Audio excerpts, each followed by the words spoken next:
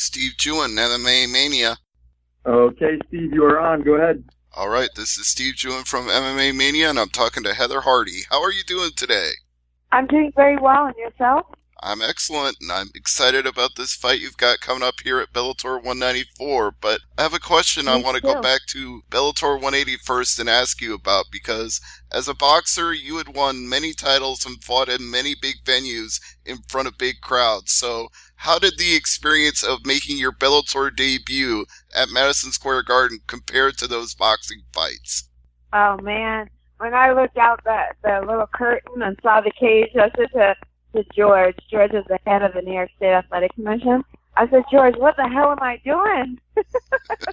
I'll tell you what, getting down on my knees and being the winner at the very end of that fight, I told my daughter when I got home, I finally found something better than giving birth to you. Remember that one? That was up there, top 5 lifetime.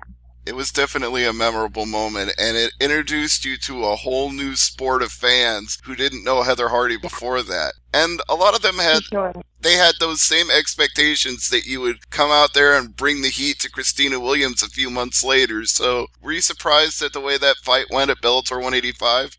Well, I'd be lying if I didn't say I wasn't surprised, but I certainly wasn't expecting it to be the walkover everyone thought. Like, when I was doing the cross leading up to that fight and everyone's saying, whoa, she's making her debut, I'm like, whoa. Making her debut, but she's been doing this for a long time, and that is a young kid who's hungry and on her way up. So I certainly was by no means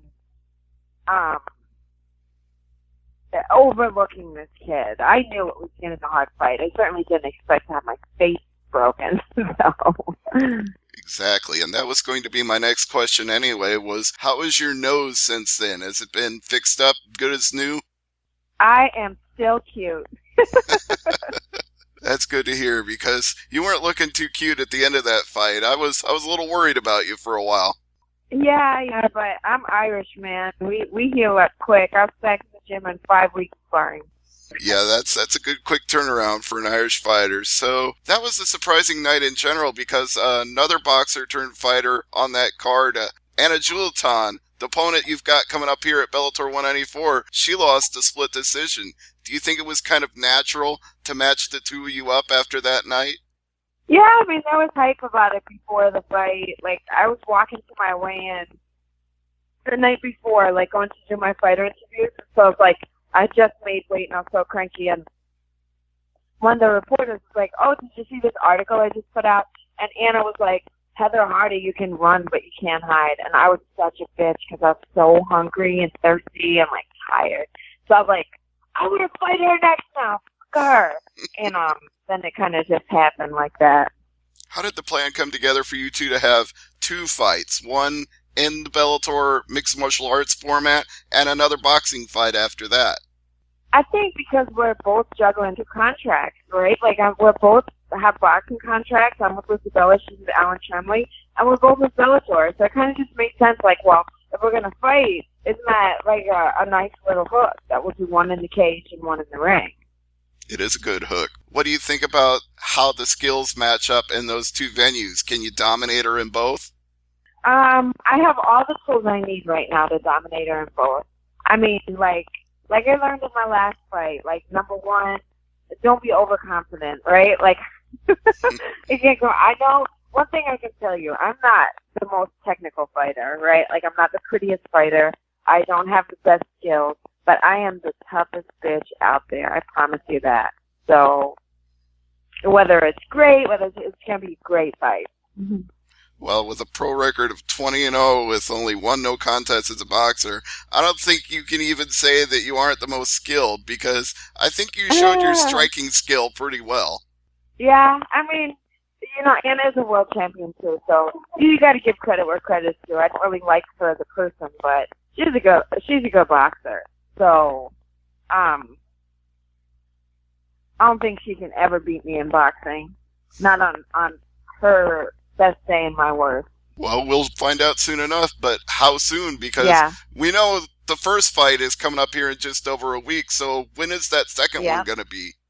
It's hard to schedule a fight after an MMA fight, right? Like, after my last one.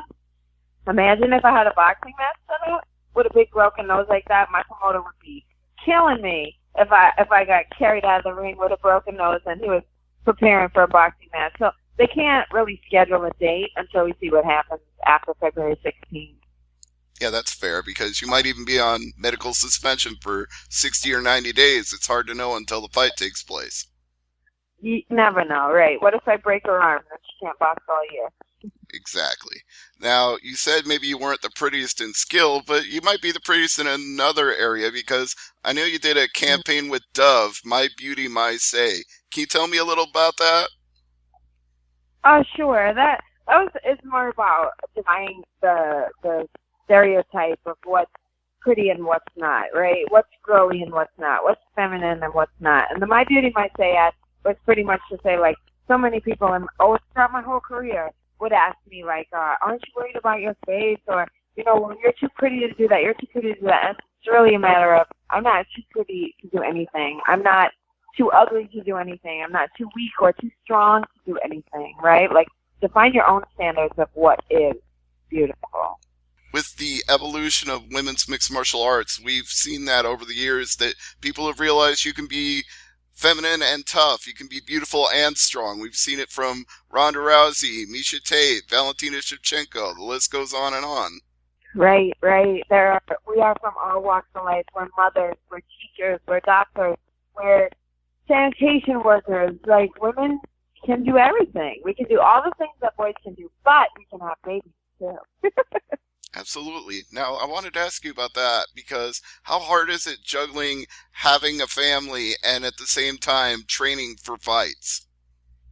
Oh my God. Like, some days I want to just throw myself in front of a bus. Like, right now, me and my daughter are picking our high schools out, and it's like one of the most stressful things. Like, we've been doing this since September, and it's like applications and tests and visits. Like, I had to tell Bellator I have to miss like a press day next week because I have an appointment to apply for a scholarship for my daughter's tuition, and I have to do it in person. So, I mean, juggling career and family is hard no matter what your career is.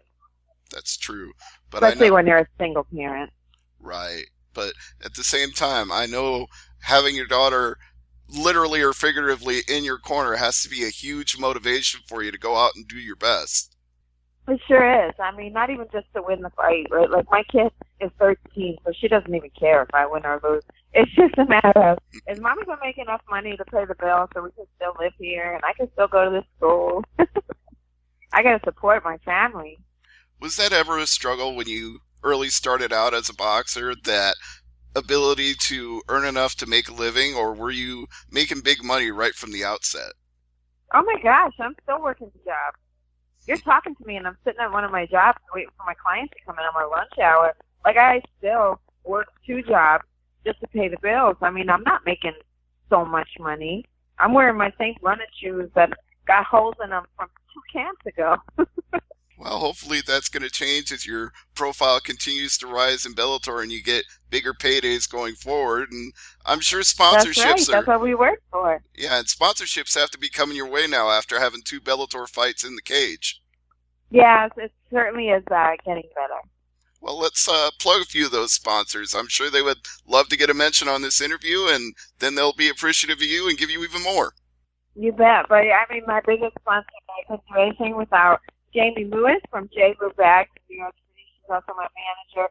Dan Hill from, he's my manager in D.C. And, I have Adidas sponsors me for boxing. Not too many other sponsors. All right, well, let's keep them rolling in going forward. Now, as for the fight, how is your weight coming into the fight next week? Are you all ready to go? Yeah, I'm on track. I mean, it's a process, so, we're right on schedule. I've done this 20-something times. So cutting weight's not really a problem. You don't get the cravings and then miss the weight on the scale. No. I didn't say it's always a problem. It's always a problem. I'm a fat girl at heart. I can't wait to eat some pizza and drink some champagne next weekend, but I said I'm on track, which means I'm on track. I'm hungry, I'm tired, I'm cut. Well, if you're going to have a slice of pizza to celebrate the win, what's your favorite? The Churros in Brooklyn on Myrtle Avenue. You don't get pizza better than Brooklyn pizza. Yeah, Oh, I had some good pizza in New York City, so I won't argue with you on that Yeah. one. But do you like to fold the slice or do you eat it straight up? Probably fold it. Eat it straight up and the grease gets all over you. Right. I had to learn that the hard If it's way. a good one. Yeah, when I was in New York, they were like, "You don't eat it like that," and then they showed me. I was like, "Oh, okay, this is a Yeah. New York thing." Ingenious, right? Indeed, it works so well. But I want to see this fight next Friday. I'm getting excited and I can't wait. So, do you have any parting words for Anna Juleton before we wrap it up? Not really. You'll let your hands and your feet do the talking in the Bellator cage. Yeah, we know what it is. I'm not much of a trash talker, like I don't got that bone in me. I don't need to talk shit to get in the ring and kick your ass. So. Right on. Well, Heather Hardy's going to bring the heat to Anna Juleton without needing to talk any trash. She'll do it in the cage. That's right. All right. That's right. Let's do one more plug before we go. Social media. Let everybody know where they can follow you. You can find me on Instagram at Heather the Heat and on Twitter at Heather Hardy Box. Excellent. Heather, thank you so much for the time today. Bellator 194, February 16th at the Mohegan Sun Arena in Uncasville, Connecticut. Main card, Heather Hardy and Anna Juleton. Going to be an excellent fight. Thank you so much for the time. Thanks, buddy. Thank you, and thanks, Dan, as well.